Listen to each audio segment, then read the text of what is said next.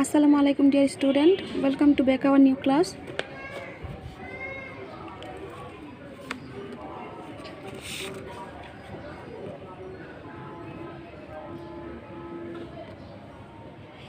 Today we will read English for today for class 7. In our previous class we had learned about fixed price shop and the homemaker.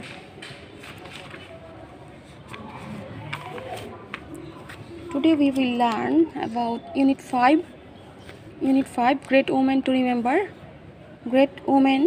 Remember. এটা হচ্ছে স্মরণীয় মহিয়সী নারীরা। এর মধ্যে আমি তোমাদের লাস্ট ক্লাসে হোমওয়ার্ক দিয়েছিলাম বেগম রোকেয়া সম্পর্কে, ভাষায় ওয়ার্ড মিনিং এবং অর্থসহ রিডিংটা জেনে রাখতে। তো প্রথমে আমরা এই অধ্যায় থেকে গুরুত্বপূর্ণ ওয়ার্ড মিনিংগুলো শিখে নিই। প্রথমে আছে সোশ্যাল ওয়ার্কার, সমাজকর্মী, অবিভক্ত, সেঞ্চুরি, শতাব্দী, রাইট, অধিকার, অপরচুনিটি, সুযোগ সুবিধা, ফট, যুদ্ধ করেছিল বা লড়াই করেছিল এমন, ফাইট হচ্ছে প্রেজেন্ট ফর্ম, ফাইটের পাস্ট হচ্ছে ফট, ফাইট মানে যুদ্ধ করা, লড়াই করা, এটার পাস্ট ফর্ম হচ্ছে ফট, থ্রু আউট, সর্বত্র, সর্বাংশে, আদ্যপান্তে বা পুরোপুরি এরকম বোঝায়, এডুকেটেড, শিক্ষিত, ল্যান্ডলর্ড, জমিদার, কোঅপারেটিভ, সহযোগী মনোভাবাপন্ন মানে সাহায্য সহযোগিতার মনোভাব আছে যার এমন কেউ, এনকারেজ, উৎসাহিত করা, অ্যাক্টিভিটিস, কার্যাবলী বা কার্যক্রম, মিডিয়াম, মাধ্যম, কমিউনিকেশন, যোগাযোগ, এল্ডেস্ট, সবচেয়ে বড়, পার্সিয়ান, ফার্সি, আপার ক্লাস, উচ্চবিত্ত শ্রেণী। তো আজকে আমরা বেগম রোকেয়া অধ্যায়ের প্রথমে আছে লুক অ্যাট দ্য পিকচার্স, ছবিটি থেকে তাকাও, and ask the answer this question, এবং নিচের প্রশ্নগুলোর অ্যান্সার দাও। হু ইজ দ্য ওমেন, এই মহিলাটিকে, what do you know about her, তার সম্পর্কে তুমি কী জানো। প্রথমে আমাদের টেক্সটে ইম্পর্ট্যান্ট যে টপিকগুলো সেটাকে জেনে নিই। Begum Rokeya, she was born in 1880 and she was died 1932. এখানে বেগম রোকেয়া সম্পর্কে জানতে গেলে তিনি জন্মগ্রহণ করেন 1880 সালে এবং 1932 সালে তিনি মৃত্যুবরণ করেন। তিনি অবিভক্ত বাংলার বিংশ শতাব্দীতে জন্মগ্রহণ করেন। সে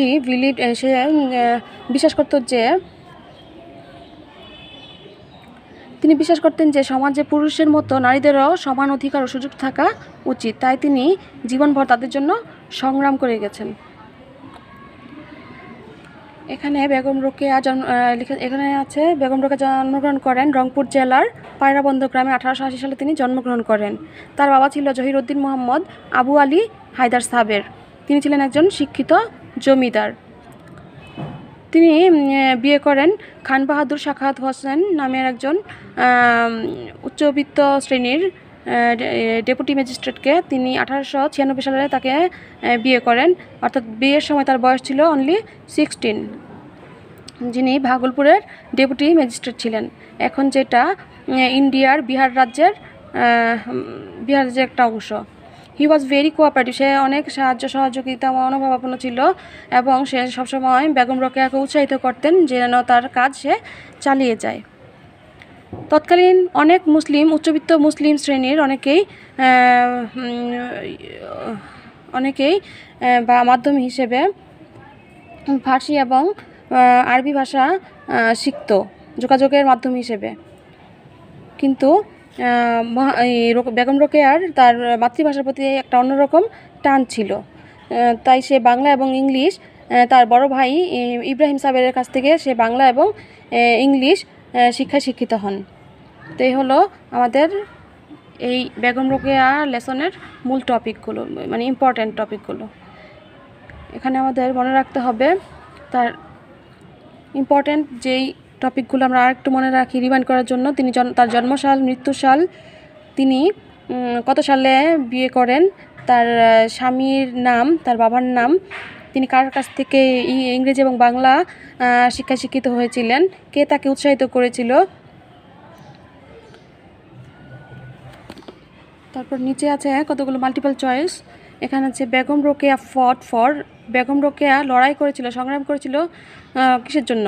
ওমেন্স রাইট, মহিলাদের অধিকারের জন্য। Rokeya was born in a village, সে একটা গ্রামে, পায়রাবন্দ গ্রামে জন্মগ্রহণ করেছিল।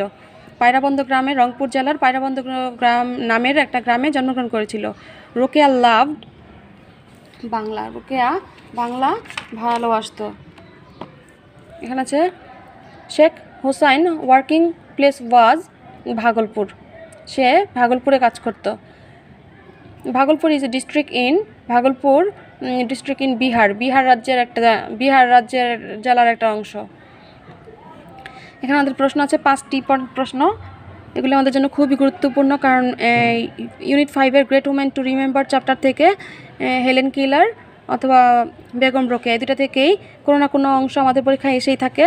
সো আমরা এই প্রশ্ন 5টা খুব মনোযোগ সহকারে আমরা এর অ্যান্সার জেনে নিব। এখানে টাস্ক ই, টাস্কে অ্যান্সার দ্য কোয়েশ্চন। এখানে 5টি প্রশ্নের উত্তর আমরা এখন জেনে নিব। প্রথম প্রশ্নটি ছিল what was Begum Rokeya's believe, Begum Rokeya কি বিশ্বাস করত, বেগম রোকেয়া কি বিশ্বাস ছিল।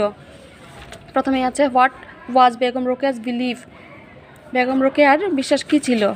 আমরা প্রথমে বলবো Begum Rokeya's believe that, Begum Rokeya believed that, Begum Rokeya বিশ্বাস করতো, যেটা আমাদের মেইন বই ছিল। Begum Rokeya believed that women should have the same rights and opportunities as man in the society. দেখো এখানে আমাদের যে মূল টেক্সটে দেওয়া আছে, শি বিলিভড, এখানে আসো, she believed that women should have the same rights and opportunities as a man have in the society. Begum Rokeya বিশ্বাস করতেন যে সমাজে পুরুষের মতো নারীদেরও একই সমান সুযোগ সুবিধা থাকা উচিত। Next question, what did she fight for, সে কিসের জন্য লড়াই করেছিল, এখানে আমাদের অ্যান্সার একদম ইজিলি দেওয়া আছে, she fought for their cause throughout her life.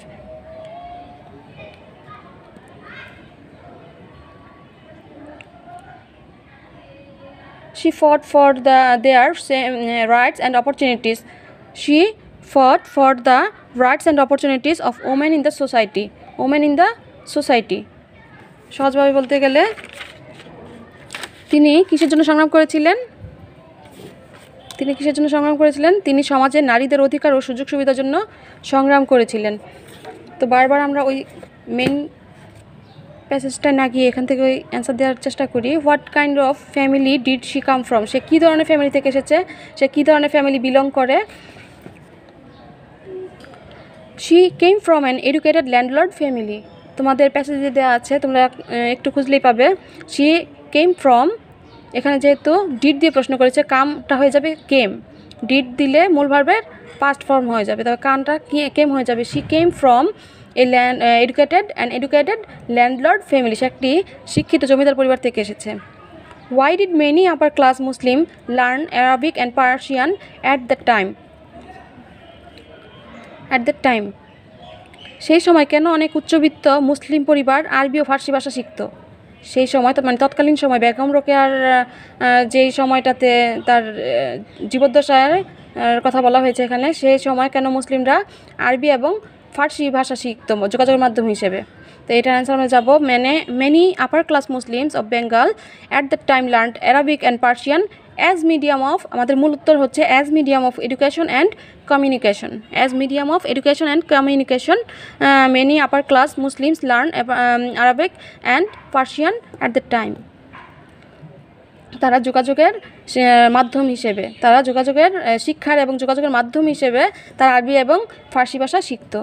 Why did Rokeya learn Bangla and English, Rokeya কেন বাংলা এবং ইংরেজি শিখত,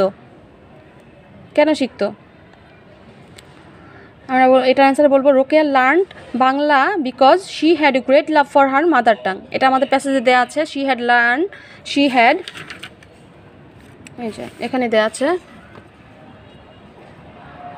বাট রোকেয়া হ্যাড মানে she had great love for her mother tongue, so she learned Bangla and English. She also learned English to meet the demand of the day, তখন মানে ওই সময় চাহিদা পূরণের জন্য তিনি ইংরেজিও শিখেছিলেন। বাংলা ভাষার প্রতি তার মাতৃভাষার প্রতি একটা টান ছিল, অনুরক্ত ছিল, তার গভীর ভালোবাসা ছিল, কিন্তু ওই সময় চাহিদা পূরণের জন্য ইংরেজিও শিখেছিলেন। তাহলে এটার অ্যান্সার বলো she also learned English, she also learned English. এই ইংলিশ টপিকটার মধ্যে যখন আমরা অ্যান্সারটা দিব, she also learned English to meet the demand of the day, to meet the demand of the day. এখন দেখো নিচের টাস্কে আছে, নিচে আরও কিছু multiple choice listening text. Sakhawat Hossain died in, Sakhawat Hossain মৃত্যুবরণ করেছিল 1999।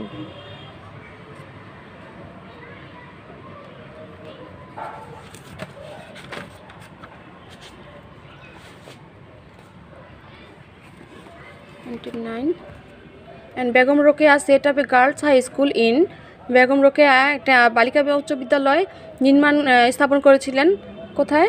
ভাগলপুরে।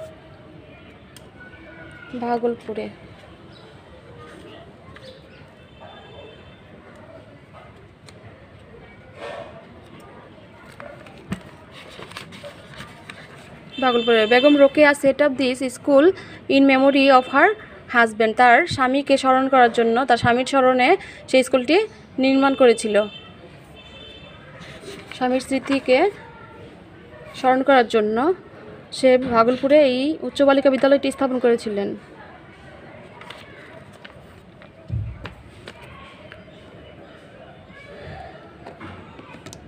There was a dispute in her husband family. Here dispute mean the remember, এখানে dispute মানে বিবাদ ছিল, তার স্বামীর পরিবারে সংসারে বিবাদ ছিল। Here dispute means এখানে dispute মানে বিবাদ বলতে বুঝিয়েছে had difference opinion, তাদের মতবাদের বিভিন্নতা ছিল, তাদের বিভিন্ন ধরনের মতবাদ ছিল। not just like a quarrel, এটা ঝগড়ার মতো কিছু ছিল না, জাস্ট মতের অমিল ছিল, মতের এখানে ছিল ডিফারেন্ট ওপিনিয়ন্স, বিভিন্ন জনের বিভিন্ন রকম মতবাদ ছিল, তাই এখানে এটাকে ডিসপুট মিন করেছে, মানে বিবাদ বুঝিয়েছে। Sakhawat Hossain Memorial girls school is a government school. Sakhawat Hossain Memorial girls স্কুলটা যেটা এখনও ভাগলপুরে অবস্থিত, সেটা একটা সরকারি স্কুল। বেগম রোকেয়া রোড, বেগম রোকেয়া লিখেছিলেন, কি লিখেছিলেন? Novels and short stories. এখানে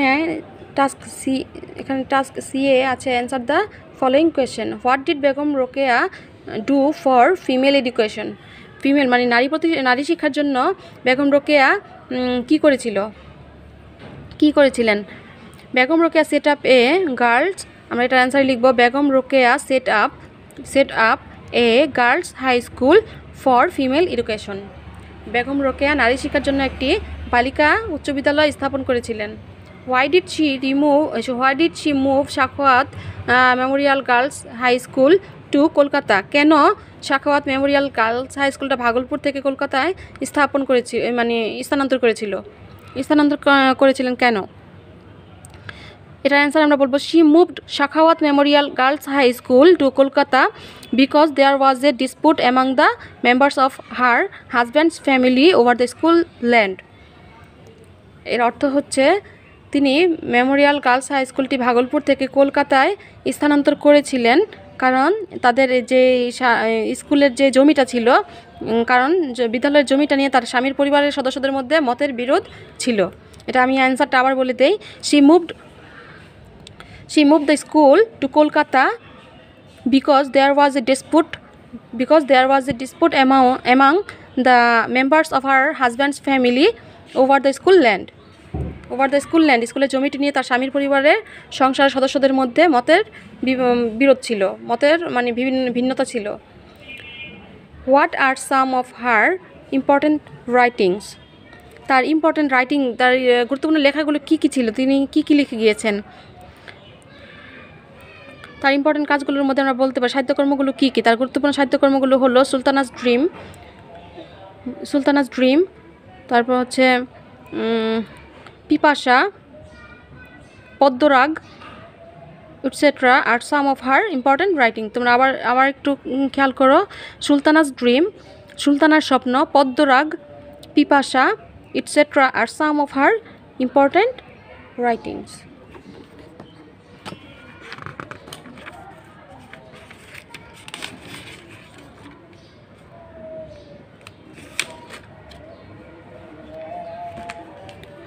সো বেগম রোকেয়ার সম্পর্কে আজকে এই পর্যন্তই। আমাদের নেক্সট ক্লাসে আমরা জানবো হেলেন কিলার সম্পর্কে। Helen Keller, not this Helen killer, killer অর্থাৎ খুনি, এটা হচ্ছে হেলেন কেলার। এই সম্পর্কে আমাদের নেক্সট ক্লাসের হোমওয়ার্ক থাকবে হেলেন কেলার সম্পর্কে।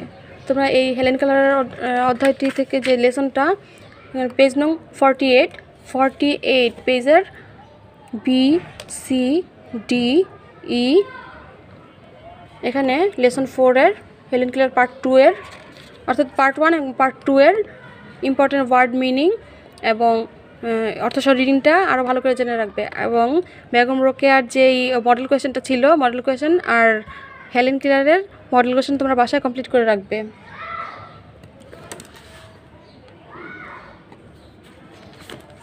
আজকের ওয়ার্ড মিনিংগুলো চাইলে তোমরা একটা স্ন্যাপ নিয়ে বা পজ বাটন ক্লিক করে একটু নোট করে নিতে পারো